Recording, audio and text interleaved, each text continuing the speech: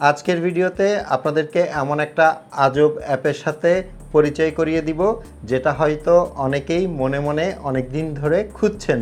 So ভিডিওটা শেষ পর্যন্ত দেখতে থাকুন। হ্যালো ভিউয়ার্স, আসসালামু আলাইকুম। This is Imrul and welcome to my channel.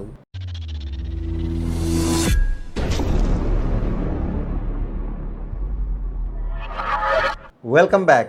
আমরা অনেকেই কিন্তু চাই আমাদের ফোনে আমাদের যেসব পার্সোনাল এবং গোপনীয় ফটোজ এবং ভিডিওজ আছে সেগুলো একটু হাইড করে রাখতে, যেন সহজে কেউ খুঁজে না পায়।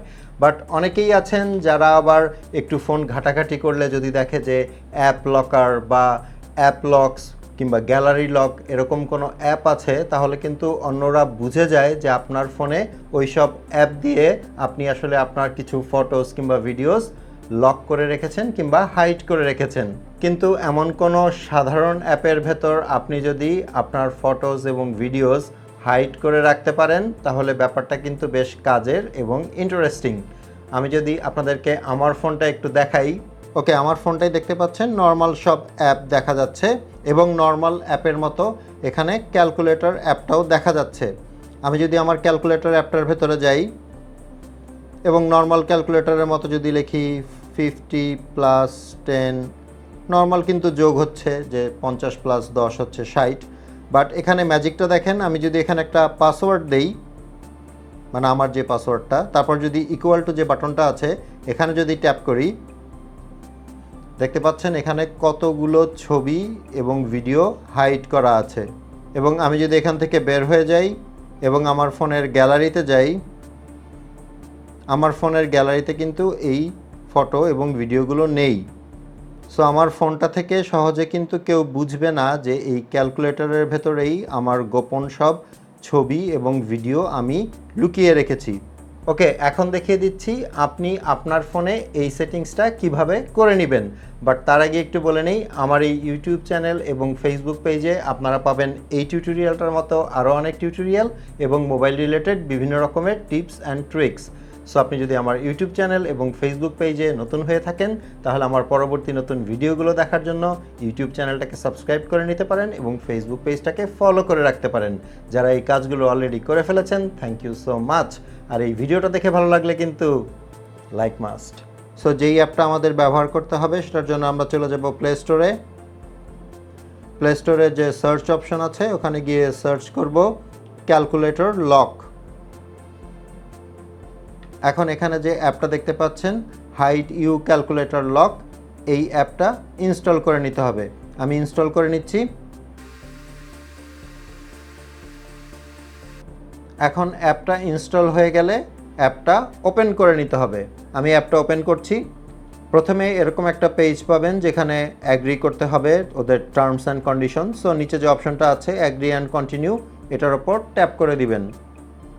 এরপর এখান থেকে পারমিশন গ্র্যান্ট করে দিবেন। এখন ফাইলের অ্যাক্সেস চাবে, এটা অন করে দিবেন এবং এখান থেকে ব্যাকে চলে যাবেন। এরপর এরকম একটা ইন্টারফেস আসবে যেখানে আপনাকে পাসওয়ার্ড দিতে হবে 4 সংখ্যার। সো আমি একটা দিয়ে দিচ্ছি 6699। পাসওয়ার্ডটা দেওয়া হয়ে গেলে নিচে যে ইকুয়াল টু সাইনটা আছে এটার উপর ট্যাপ করবেন। এরপর পাসওয়ার্ডটা আবার রিপিট করবেন 6699।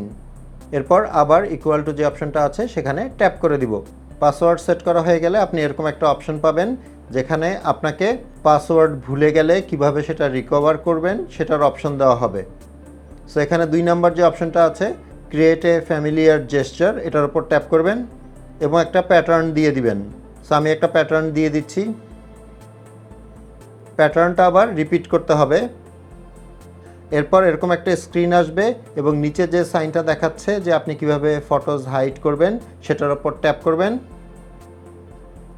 এবং প্লাস বাটন যেটা দেখতে পাচ্ছেন এটার উপর ট্যাপ করে দিবেন। এখন এখানে আপনি অপশন পাবেন যে আপনি ফোল্ডার থেকে ফটোজ আনবেন নাকি ক্যামেরা দিয়ে ছবি তুলবেন সেটা হাইড করবেন, নাকি আপনার গ্যালারি থেকে আনবেন। আমি আপনাদেরকে গ্যালারি থেকে এনে দেখাচ্ছি। সো আমি এই যে ফটোজ লেখাটা আছে এটার উপর ট্যাপ করছি। সো আমার গ্যালারিতে নিয়ে গিয়েছে। এখন আমি যেই ফটোজ এবং ভিডিওস হাইড করতে চাচ্ছি সেগুলো সিলেক্ট করে দিচ্ছি।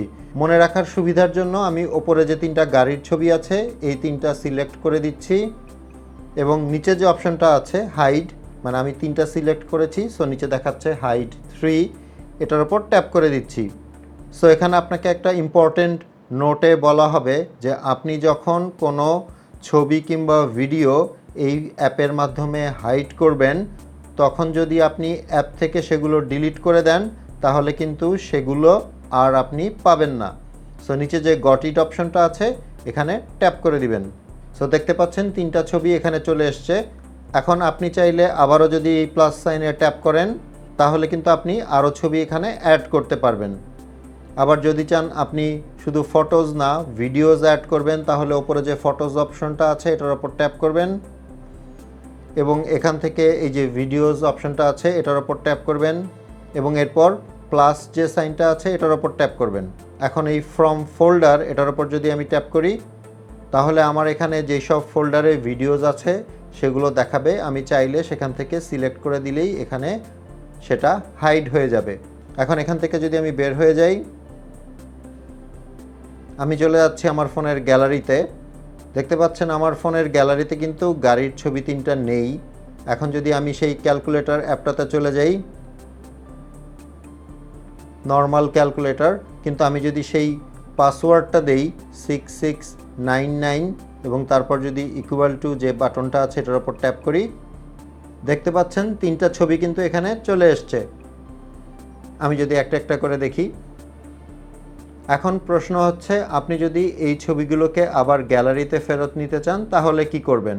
সিম্পলি যেটাকে আপনি গ্যালারিতে ফেরত নিতে চান, আমি এক্সাম্পলের জন্য এই লাল গাড়িটা আর এই হলুদ গাড়িটা সিলেক্ট করে নিলাম। দুটো গাড়ি সিলেক্ট হয়ে গেল।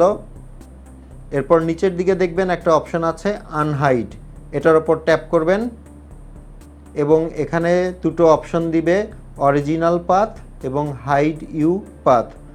অরিজিনাল পাথ মানে হচ্ছে যেখান থেকে ছবিটা আপনি হাইড করেছেন ওখানেই ছবিটা ফেরত যাবে। সো এটাই সিলেক্ট করা থাকবে, আপনি শুধু ওকেতে ট্যাপ করে দিবেন। ছবিগুলো আনহাইড হচ্ছে। এখন দেখতে পাচ্ছেন আমার এখানে একটা ছবি আছে, দুটো ছবি কিন্তু আবার আনহাইড হয়ে গেল। সো আমি যদি আবার আমার গ্যালারিতে ব্যাক করি, দেখতে পাচ্ছেন গ্যালারিতে ওই লাল গাড়িটা আর হলুদ গাড়িটা কিন্তু ফেরত এসছে।